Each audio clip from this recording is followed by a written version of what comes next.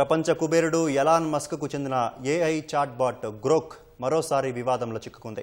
మహిళల ఫోటోలను అశ్లీలంగా మార్చాలని ప్రాంప్ట్ ఇస్తే గ్రోక్ వాటిని అశ్లీల చిత్రాలుగా మార్చుతుండటం వివాదాస్పదమవుతోంది. దీంతో మహిళల మార్ఫింగ్ ఫోటోలు సామాజిక మాధ్యమాల్లో చక్కర్లు కొడుతున్నాయి.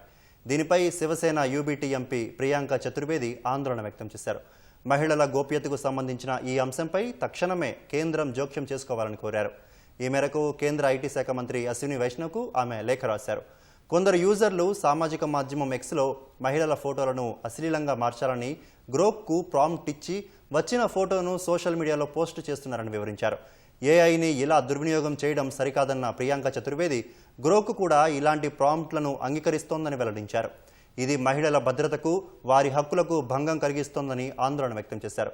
ఇది కేవలం అనైతికమే కాదు, నేరం కూడా అని లేఖలో పేర్కొన్నారు. ఎక్స్లో నడుస్తున్న అసభ్యకరమైన ట్రెండ్పై వెంటనే చర్యలు తీసుకోవాలని కేంద్ర మంత్రికి ప్రియాంక చతుర్వేది విజ్ఞప్తి చేశారు.